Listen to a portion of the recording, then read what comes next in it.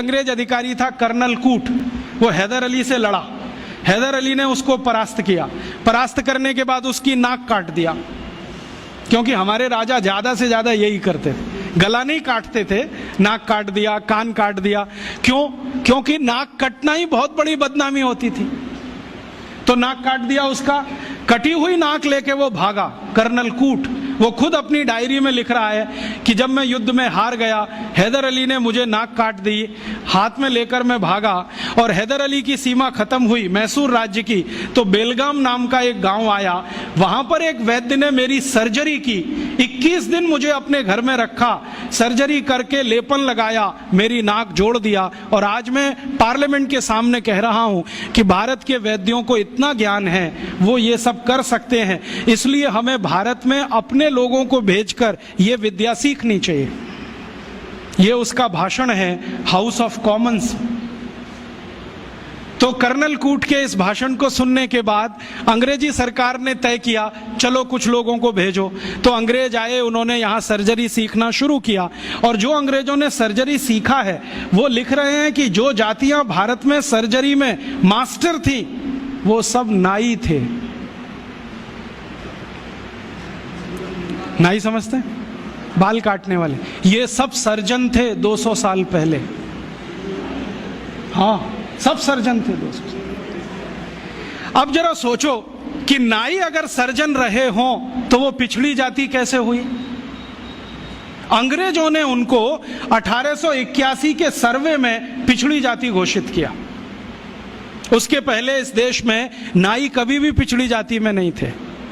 1881 में सेंसस हुआ सबसे पहला, और आज तक वो चल रहा है, हर 10 साल में होता है जनसंख्या का गणना। अंग्रेजों ने पहली गणना में नाइयों को पिछड़ा वर्ग में डाल दिया। और एक अंग्रेज कहता है कि ये अच्छा ही है, क्योंकि ये विद्या में इतने ऊंचे हैं, अगर इनको नीचे नहीं लाओगे ये गुलामी कभी स्वीकार नहीं करेंगे। और आज हमारी सरकार भी उनको पिछड़ा ही कहती है। उनके हाथ में इतना हुनर है, उंगलियों में इतनी फ्लेक्सिबिलिटी है। वो आप देखते हैं ना, बाल काटते समय वो गर्दन भी काट सकते हैं, सोचो ना। और इतनी सफाई से उस तरह चलाते हैं, उस तरह से वो किसी ट्यूमर को भी काट के निकाल सकते हैं। ये सब बहुत बड़े सर्जन रहे।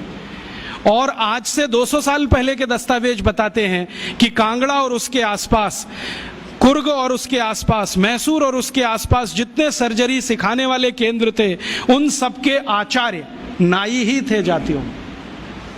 ये सब सर्जन थे। और इन्होंने जो सर्जरी सिखाई है वो हिंदुस्तान के गांव-गांव फैलाई। फिर अंग्रेजों ने क्या किया? ये जो सर्जरी सिखाने वाले केंद्र थे, इन सबको गैर कानूनी घोषित कर दिया।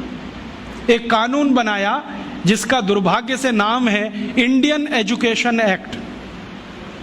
उसमें इंडियन कुछ भी नहीं है, नाम उसका इंडियन एजुकेशन एक्ट। उस कानून में उन्होंने ये तय किया कि भारतीय विद्याओं को सिखाने वाले जितने भी केंद्र हैं वो सब गैर कानूनी हैं। तो उन पे ताले डलवाए गए, नहीं डाले तो मरवाया गया, उनको आग लगवाई गई, कितने लोगों को जिंदा जला दिया। वो कहानी सुने तो आपकी आंखों से आंसू निकल आए।